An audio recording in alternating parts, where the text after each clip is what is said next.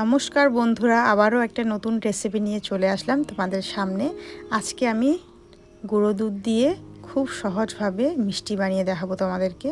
তো এই রেসিপিটা আজকে শুরু করা যাক। তো এখানে আমি মিষ্টি বানানোর জন্য গুঁড়ো দুধ নিয়েছি 1 বাটি।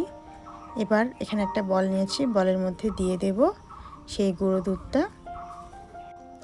না দেখলে হয়তো তোমরা বিশ্বাসই করবে না যে এত সহজভাবে মিষ্টি বানানো যায়। এবার এর মধ্যে দিয়ে দেব বেকিং পাউডার 1/2 চা চামচ। এবার এর মধ্যে 1 চামচ দিয়ে দেব ঘি, দিয়ে সব কিছু ভালো করে মিক্স করে নেব।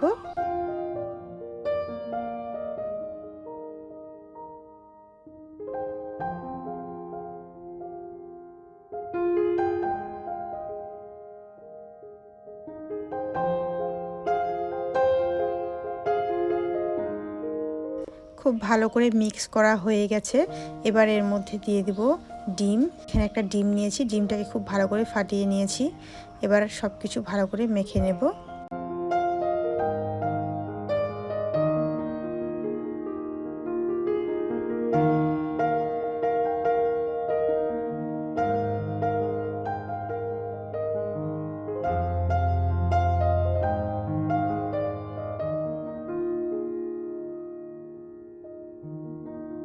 খুব ভালো করে মিক্স করে নেওয়া হয়ে গেছে। আর দেখতেই পাচ্ছো এখন কিন্তু পাতলা আছে। এটা একটু ফ্যানের তলায় শুকিয়ে নেব, তারপর এটা শক্ত হয়ে যাবে। তো ঠিক এরকমই শক্ত লাগবে, বেশি শক্ত হয়ে গেলে আবার ভালো হবে না।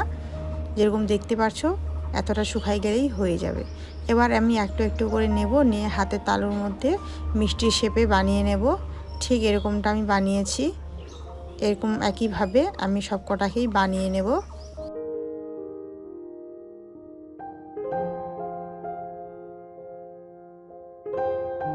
এখানে দেখতেই পাচ্ছ বন্ধুরা, আমি একটা থালার মধ্যে নিয়েছি সব কটাকেই।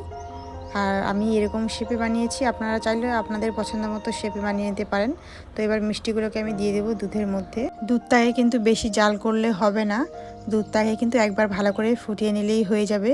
বেশি জাল করলে দুধটা ঘন হয়ে যাবে, তারপর মিষ্টিটা ভালোভাবে ফুলবে না, সেই জন্য। এবার এর মধ্যে দিয়ে দেবো 1 বাটি চিনি, দিয়ে চিনিটাকে ভালো করে একটু নাড়াচাড়া করে নেব দুধের সাথে।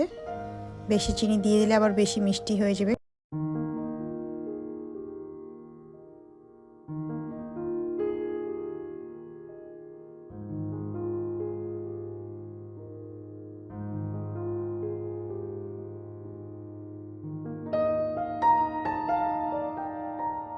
দুধটাকে ভালো করে জাল করে নিয়েছি আমি।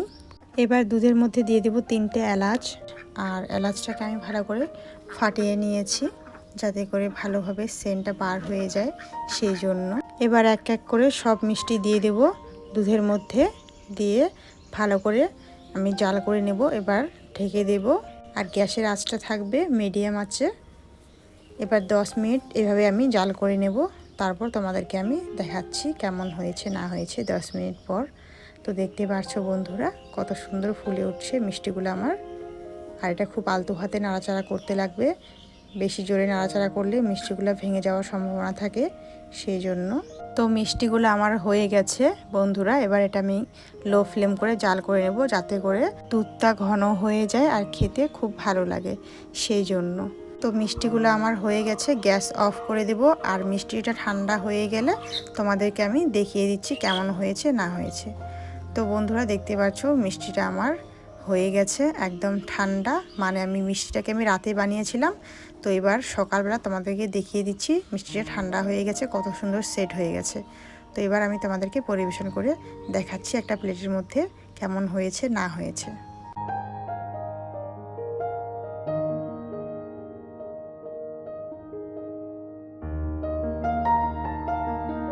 এবার আমি মিষ্টির উপর থেকে একটু দুধ দিয়ে দেব, সেই মিষ্টির দুধটা যেটা ঘন করে নিয়েছিলাম, যাতে করে মিষ্টিটা খেতে ভালো লাগে।